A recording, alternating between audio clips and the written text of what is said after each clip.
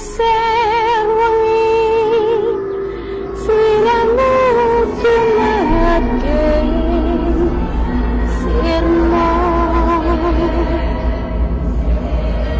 aja tangi nggonmu golek. Assalamualaikum warahmatullahi wabarakatuh. Selamat malam semuanya. Kembali lagi di channel Kisah Malam Jumat. Pada kesempatan kali ini kita akan membawakan sebuah kisah dari salah seorang narasumber tentang pengalamannya saat mengunjungi rumah kakeknya. Di rumah tersebut terdapat sebuah lukisan tua yang mengalami banyak cerita. Nah, bagaimana kisahnya? Mari kita langsung saja menuju ke ceritanya. Perkenalkan, namaku Septian.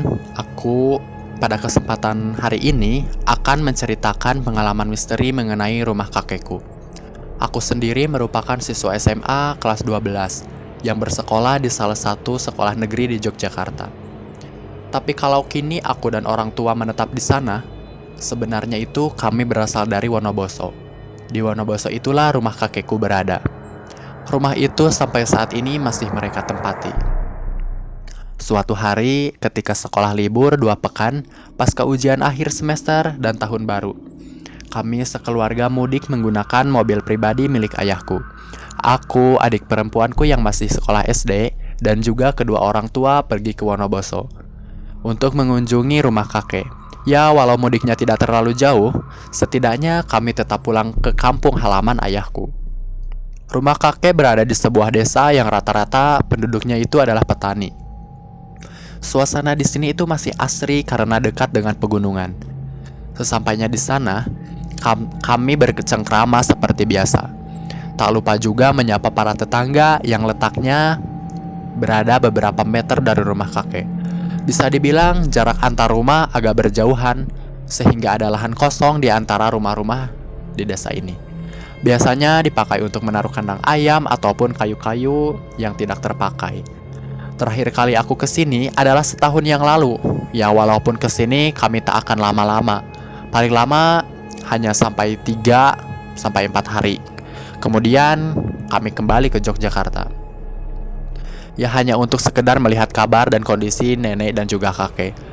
Dulu sewaktu aku dan orang tua masih tinggal di sini, aku sering sekali bermain-main di sekitar rumah. Singkat cerita, malam itu kami semua makan malam bersama dengan kakek, nenek, dan juga bibiku yang bernama Bi Asri. Tinggal bersama kakek dan juga nenek.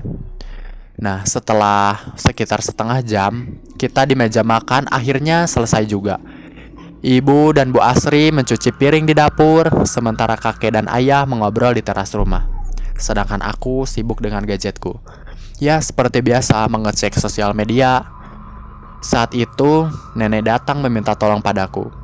Nenek saat itu meminta tolong untuk aku mengikutinya ke kamar untuk melihat baju-baju lama, namun bagus untuk diberikan kepadaku. Kalau dipikir-pikir lagi, sudah lama juga aku tidak masuk ke kamar nenek. Mungkin sejak aku kecil dulu, ini pertama kalinya sejak bertahun-tahun lalu aku masuk ke kamar nenek lagi. Aku masuk ke dalam kamar itu, kini lampunya sudah lebih terang dari biasanya. Ranjang tidur tua pun masih sama dengan yang dulu. Banyak barang-barang antik di sini, sama seperti waktu dulu. Namun, saat itu aku hanya ditugaskan mengambil bungkusan baju di kamar nenek. Bungkusan baju yang sedikit berat diangkat. Saat mengangkat bungkusan itu, aku juga sempat berhenti dan menatap sebuah lukisan di kamar nenek. Lukisan itu adalah lukisan tua yang sejak lama ada di sana. Lukisan sebuah rumah adat Jawa di tengah hutan, terbingkai rapi dan dipajang di dinding. Aku menatap beberapa detik ke arah lukisan itu. Saat itu aku menyadari terdapat suatu hal yang benar-benar aneh pada lukisan itu. Saat aku kecil, aku ingat betul kalau di dalam lukisan itu terdapat sosok wanita berbaju kebaya yang sedang berdiri di depan rumah itu. Namun, sekarang sosok wanita di lukisan itu tidak ada. Sekarang hanya tersisa sebuah lukisan rumah. Apakah sosok wanita itu disengaja dihapus? Nah, pikiranku pun heran. Karena bungkusan baju itu berat, aku pun mengabaikan lukisan tersebut dan segera mendatangi nenek dengan membawa bungkusan baju itu. Aku juga bertanya kepada nenek mengenai lukisan itu dan nenek juga menjawab, "Dari dulu lukisannya memang begitu. Rumah ada Jawa, gak ada tambahan perempuan pakai kebaya," ungkap nenek menjelaskan kepadaku. Loh, padahal aku ingat betul loh. Gak mungkin aku salah lihat, Nek. Dulu waktu kecil ada sosok perempuan di dalam lukisan itu, tuturku menjelaskan. Nenek pun menjawab, "Mungkin itu lukisan lain. Kamu lupa, Pin."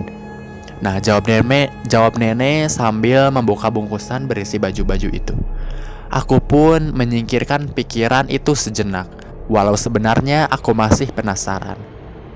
Aku membantu nenek memilih baju. Sebenarnya tak ada yang aku suka dari baju-baju itu. Namun karena nenek menyuruhku membawa beberapa untuk disimpan, jadi aku menurut dan memilih beberapa baju di sana. Setelah selesai membantu nenek memilih baju, aku masuk ke kamar yang disediakan untuk keluarga kami. Aku bermain gadgetku sambil berbaring di ranjang. Pikiranku masih mengarang pada lukisan itu. Ingin rasanya aku kembali ke sana dan mengecek secara langsung. Penasaran bagaimana sosok wanita itu bisa hilang dari lukisan, atau jangan-jangan sosok wanita itu memang dari dulu tidak ada, atau sengaja dihapus? Entahlah. Tapi menurut peraturan nenek, menurut penuturannya sosok yang kumaksud itu memang tidak ada. Singkat cerita, aku dan keluarga sudah 3 hari berada di rumah nenek. Kami memutuskan untuk berjalan-jalan ke perkebunan, makan-makan khas desa, dan masih banyak lagi yang kami lakukan di sana. Akan tetapi, entah kenapa pikiranku tentang lukisan itu belum juga hilang, seakan lukisan itu mengikutiku setiap saat. Bahkan di saat-saat ketika aku bersenang-senang dengan keluarga, lukisan itu pun selalu muncul dalam ingatanku. Yang paling parah, aku bahkan sempat bermimpi tentang lukisan itu. Dalam mimpi, aku melihat wanita itu membuka pintu rumah yang ada di dalam lukisan dan berdiri di depannya seperti biasa. Setelah mimpi itu, aku sudah yakin ada yang tidak beres.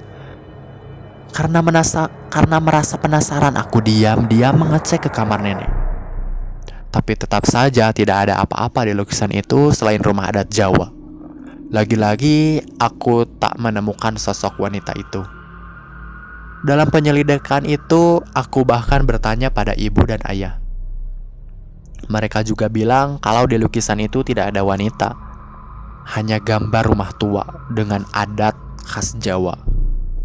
Aku semakin bingung dibuatnya. Tak terasa sudah hari kelima. Di hari ini aku berpamitan dengan kakek dan nenek untuk pulang ke Yogyakarta. Liburanku memang masih panjang, tapi ayah harus bekerja pasca libur tahun baru. Aku dan yang lainnya naik ke mobil. Aku duduk di belakang bersama Afifah adikku. Nenek, kakek, dan Bi Asri berdiri di depan rumah, melihat kami pergi. Sayang sekali aku masih belum dapat jawaban tentang lukisan itu, dan harus pulang dengan rasa penasaran. "Cantik sekali kakak, itu pakai kebaya," ucap Afifah sambil melihat dan menunjuk ke arah luar jendela. "Siapa yang pakai kebaya?" tanyaku sambil menatap layar ponsel. "Itu kak, perempuan yang pakai kebaya yang ada di lukisan di kamar nenek," jawab Afifah yang sontak membuatku kaget. Bagaimana dia tahu soal lukisan dan perempuan itu? Aku pun menoleh ke Afifah. "Lukisan yang mana? Kamu lihat apa?" tanyaku sambil berbisik. "Yang ada di kamar nenek, lukisan perempuan di depan rumah kotor itu," ucapnya. Aku pun semakin terkejut dengan penuturannya. Ternyata Afifah tahu tentang lukisan itu, dan dia melihat sosok perempuan yang mungkin sama dengan yang aku lihat. Aku lantas menengok keluar jendela, melihat kakek dan nenek, dan aku pun langsung bergidik. Benar saja, ada sosok perempuan memakai kebaya. rapi dengan konde dan bunga-bunga. Perempuan itu berdiri di antara kakek dan nenek, menatap ke arah kami. Kakinya melayang di atas tanah, wajahnya pucat, bagian bawah matanya menghitam. Sorot matanya juga menakutkan. Anehnya tak ada yang menyadari kehadiran sosok itu. Padahal saat itu matahari sudah terbit. Apa mungkin itu makhluk halus yang muncul? Tak kenal waktu, aku pun berkeringat dingin dan ketakutan. Mobil pun berjalan, mataku terus melihat sosok itu, sampai kakek dan nenek berbalik masuk ke dalam rumah. Mereka tetap tidak menyadari kehadiran sosok berkebaya itu, yang terus menatap mobil kami dari kejauhan. Sejak saat itulah, kesimpulanku satu. Kalau lukisan itu memiliki penunggu makhluk halus yang tidak bisa dilihat sembarang orang. Ya, itulah kisah dari lukisan tua. Ya, semoga kalian terhibur. Terima kasih dan sampai jumpa.